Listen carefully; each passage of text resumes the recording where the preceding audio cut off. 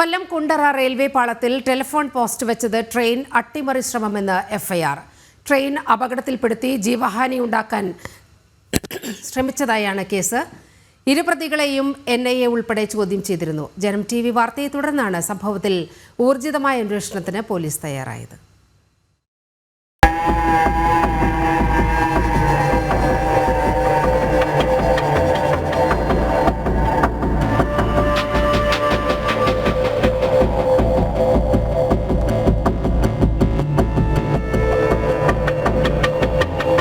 Kundara railway പാളത്തിൽ telephone post വച്ച 2 പ്രതികളെയും police പിടികൂടിയിട്ടുണ്ട്. ഇവരെ NIA ഉൾപ്പെടെ ചോദ്യം ചെയ്തു.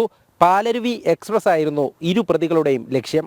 ഇന്നലെ വൈകിട്ടാണ് കുണ്ടറ സ്വദേശികളായ അരുണിനെയും രാജേഷിനെയും പോലീസ് പിടികൂടുന്നത്. റോഡിന് വശത്ത് കിടന്ന ടെലിഫോൺ പോസ്റ്റ് റെയിൽവേ പാളത്തിലേക്ക് കൊണ്ടുവച്ചത് തങ്ങളാണെന്ന് പ്രതികൾ സമ്മതിച്ചു. NIA, RPF, മധുരൈ വിഭാഗം തുടങ്ങിയവരും ഇരുവരെയും ചോദ്യം ചെയ്തു. കേന്ദ്ര ഏജൻസികൾ സംഭവ സ്ഥലത്ത് പരിശോധന നടത്തി. പിന്നാലെ അറസ്റ്റ് രേഖപ്പെടുത്തിയ പ്രതികളെ റെയിൽവേ പാളത്തിലെത്തിച്ച് തെളിവെടുപ്പ് നടത്തി.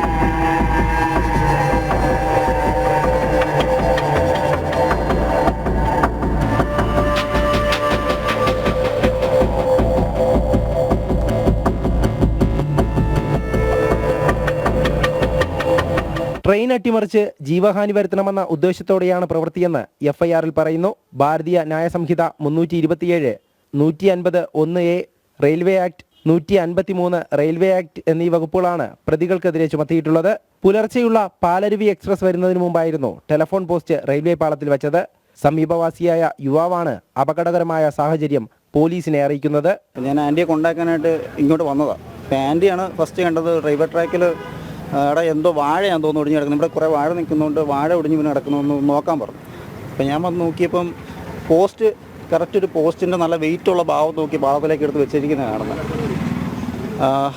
അന്നേരം തന്നെ ഞാൻ ഇവിടെ നോക്കിയപ്പോൾ ഇവിടെ പോസ്റ്റ് ഒടിഞ്ഞ് വീഴാൻ പറ്റിയ പോസ്റ്റുകളൊന്നും ഇവിടെ ഇല്ല.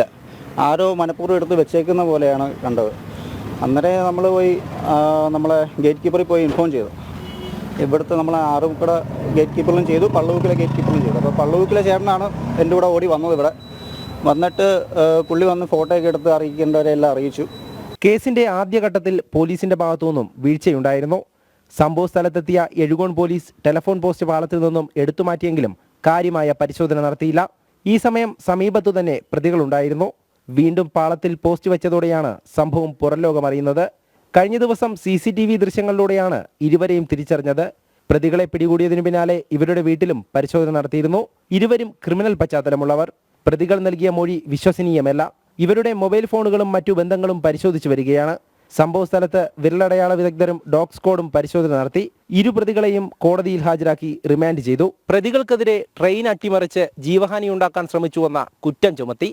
ഇവർക്ക് മറ്റെന്തെങ്കിലും ബന്ധമുണ്ടോ എന്നുള്ളതും കേന്ദ്ര ഏജൻസികളും പോലീസും പരിശോധിച്ചു വരികയാണ്.